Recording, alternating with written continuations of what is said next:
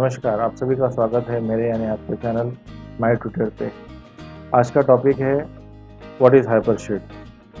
तो सबसे पहले समझते हैं कि हाइपरशेड होता क्या है। हाइपरशेड बेसिकली मटेरियल रहता है। तो मटेरियल में बहुत सारी चीज़ें इंक्लूड होती हैं, जैसे फॉर एन एग्जांपल वुड। तो वो वुड जो है उसका टाइप क्या है। ओके, अभी जैसे कि वो वुड का मैंने एक टॉय बनाया हुआ है, तो वो टॉय में रिफ्लेक्शन है, उसको वार्निश किया गया है, रफ सरफेस है। ओके, कभी कभी देखो वुड का आपको टेक्सचर भी दिखाई देगा उसके अंदर एंड ऑल। तो शेडर्स जो होते हैं वो दो चीज़ों में डिवाइडेड रहता है, एक होता है आपका सरफेस और दूसरा होता है आपका टेक्सचर। तो सरफेस जो होता है वो हम डिफाइन करते हैं कि किस टाइप का ऑब्जेक्ट है मेरा ये, जैसे कि ग्लास है, मेटल है, गोल्ड है, ओके, रस्ट मटेरियल है, फिर मेरे पास वाटर है, फिर मेरे पास क्रोम है।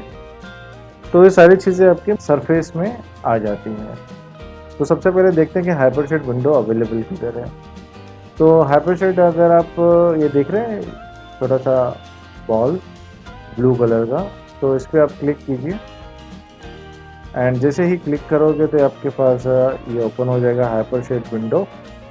ओके, एंड एक और तरीके से आप हाइपरशेड विंडो ओपन कर सकते हो, दैट इज़ विंडोज़ में आ जाओ एंड देन रेंडरिंग एडिटर्स में एंड देन हाइपरशेड में। ओके, सो इस तरीके से ये जो विंडो है ये ओपन हो जाता है।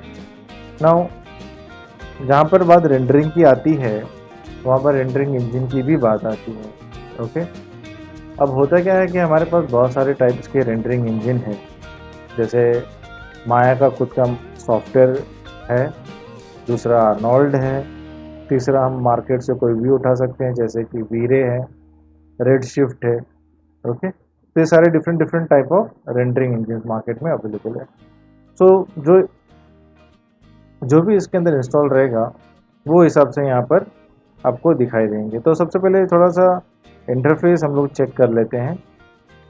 तो इंटरफेस में अगर आप देखते हो तो ये आपके पास ब्राउज़र है, ये आपका क्रिएट है, ये आपका क्रिएट नोड है, ये आपका मटेरियल व्यूअर है, ये आपका प्रॉपर्टी एडिटर है।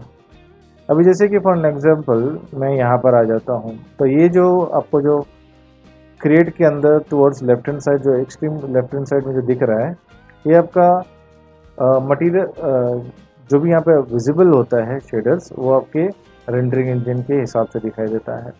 ओके, जैसे आर्नोल्ड है, माया है। तो इसमें जैसे कि फॉर एन एग्जांपल सरफेस में गया एंड मैं एक ब्लिन में क्रिएट कर दे रहा हूँ। तो जैसे ही मैंने ब्लिन पे क्लिक किया तो आप देख सकते हो यहाँ पे ब्लिन के नोड्स यहाँ पे आ गए, प्लस ऊपर मटेरियल में आप देख सकते हो ब्लिन ऐड हो चुका है, प्लस मटेरियल व्यूअर में देखिए आप ये एक लिक्विड का सिमुलेशन का इफेक्ट देख रहा है। ओके, नीचे की तरफ मेरे पास इसी की प्रॉपर्टी दिख रही है। ओके, तो ये प्रॉपर्टी एडिटर है मेरे पास। सो एक एक करके चलते हैं, जैसे कि ये दोनों कॉमन है, मैं यहाँ से काम करूँ या यहाँ से काम करूँ सेम चीज़ है। यहाँ पर ये जो मटेरियल व्यूअर है ये जो है मेरे को आउटपुट देता जाएगा यहाँ पर डायरेक्टली। ओके, ना ये आउटपुट जो रहता है वो डिपेंड करता है मेरे हार्डवेयर पे, दैट इज ग्राफिक कार्ड के ऊपर, मेरा जो जीपीयू है उसके ऊपर डिपेंड करता है। एंड यहाँ पर ये जो अभी ये जो दिख रहा है ग्लास फिल टाइप है, तो मैं टाइप जो है चेंज कर सकता हूँ। जैसे मुझे ओशन के लिए जाना है तो मैं ओशन भी सेलेक्ट कर सकता हूँ, हेयर के लिए लेना हो तो हेयर भी सेलेक्ट कर सकता हूँ।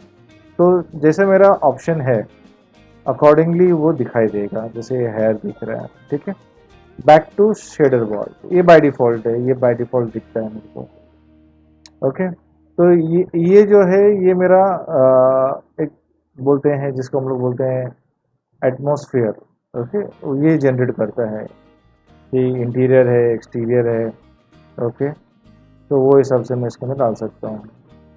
तो I select interior colour only, या न्यूट्रल जो भी है मैं रखूँगा यहाँ पे। ओके, तो आई होप ये आपको समझ में आया कि इसके अंदर क्या क्या चीज़ें इंक्लूडेड है। इनमें से कभी कभी काफ़ी सारी चीज़ें हम लोग on end of close of करते रहते हैं, तो वो अगर कहीं से आप गलती से ऑन ऑफ कर देते हो, बंद बंद कर देते हो, तो आप विंडो में आ जाइए। जैसे मैं बोल रहा था, browser, property editor, material viewer है। मटेरियल व्यूअर देखो ये यहाँ पर है, ब्राउज़र आपका इधर है, फिर इसके बाद क्रिएट बिन, ये वाला हिस्सा है। ओके, अब ये जो नीचे के ऑप्शन है ये सारे व्यू पोर्ट्स और इंटरव्यू ऑन करने के लिए, जैसे रेंडर व्यू पे क्लिक किया तो रेंडर का व्यू सामने आपका आ जाएगा, तो बेसिकली उसके लिए। ठीक है, सो ये आई होप समझ में आ गया आपको। अब मैं इसको क्लोज कर देता हूँ। अब ये ब्लेंड तो मेरा क्रिएट तो हो गया है, बट किसी के साथ में असाइन नहीं है। तो मैं एक ऑब्जेक्ट ले लेता हूँ, जैसे कि स्फीयर ले लेते हैं, एंड थोड़ा सा इसको मैं बड़ा कर देता हूँ। ओके, अब बाय डिफ़ॉल्ट आप देख सकते हैं कि इसके अंदर जो मैंने ब्लेंड क्रिएट किया था वो असाइन नहीं है। इसके अंदर बाय डिफ़ॉल्ट जो मटेरियल असाइन है वो लैम्बर्ट है। ओके, तो यहाँ पर आ जाते हैं हम। कंट्रीब्यूटर एडिटर में जैसे आप आते हो तो आपको यहाँ पे आपके इनपुट नोड्स दिखाई देंगे। तो यहाँ पर देखो आप, एक शेडिंग ग्रुप है और एक लैम्बर्ट है। तो इसके थ्रू आपको समझ में आता है कि कौन सा मटेरियल टाइप या सरफेस टाइप यहाँ पे असाइन है। तो इन केस अगर मुझे मेरा वाला जो ब्लेंड है मुझे वही फिर से अप्लाई करना हो, तो राइट क्लिक कीजिए, होल्ड कीजिए माउस को एंड ड्रैग करके नीचे की तरफ आ जाइए। एंड यहाँ पर नीचे सबसे लास्ट ऑप्शन है असाइन एग्जिस्टिंग मटेरियल। इसमें आके आपको दिखाई देगा कि कौन सा मटेरियल आपने क्रिएट किया हुआ है। जैसे तो यहाँ पे मुझे दिख रहा है ब्लेंड 1, तो इसको रिलीज़ कर दो माउस यहीं पे, तो ऑटोमेटिकली ये जो है असाइन हो जाएगा इसके ऊपर। अगर आप चाहो तो यहाँ पर देख सकते हो कि ये ऑलरेडी असाइन है। ठीक है, सो इस तरीके से फाइन। अब मैं क्या करता हूँ, इसमें एक और चीज़ है जो बहुत समझने लायक चीज़ है। जैसे ये मेरा इनपुट नोड है और मेरा आउटपुट नोड है, तो मैं जैसे मैं आउटपुट नोड यानी बाहर आ जाता हूँ तो मेरे पास यहाँ पर दो टैब दिख रहे हैं बेसिकली। तो एक तो है मेरा जो ब्लेंड का टैब है वो तो कॉमन है। उसके बाद जो है मेरे पास एक blend 1 S G stands for shading group. Okay, अब शेडिंग ग्रुप क्या होता है पहले वो समझ लेते हैं। शेडिंग ग्रुप जो बेसिकली है आपका 3 पार्ट में डिवाइडेड है, surface material, volume material and displacement material. Surface material क्या होता है मैं आपको पहले भी समझा चुका हूँ। सरफेस मटेरियल होता है आपका टाइप ऑफ ऑब्जेक्ट, जैसे glass, would, Chrome, gold, water and all. तो ये सारे मेरे different different types of surfaces हैं। वॉल्यूम मटेरियल क्या होता है, जैसे कि मेरा वो ऑब्जेक्ट किस एनवायरनमेंट के अंदर अवेलेबल है। जैसे मेरा बैकग्राउंड है, फिर मेरा रिफ्लेक्शंस है, फिर वहाँ पर मेरा कुछ स्मोक है, ओके, फॉग है, तो वो सारी चीज़ें मेरे वॉल्यूम मटेरियल के अंदर आता है। Displacement material, displacement material basically कैसा होता है कि हर कोई ऑब्जेक्ट मेरा प्लेन नहीं रहता है, तो उसमें कुछ ना कुछ अप्स एंड डाउन्स रहेंगे जिसको हम बम्प बोलते हैं। तो फॉर एन एग्जांपल आप ले सकते हो रोड मैप। रोड मैप्स कभी भी आपको देखो प्लेन नहीं मिलेंगे, रोड्स आपको उसमें अप्स एंड डाउन्स मिलते रहेंगे। एक और एग्जांपल ले सकते हैं हम, जैसे कि क्रोकोडाइल ले लो।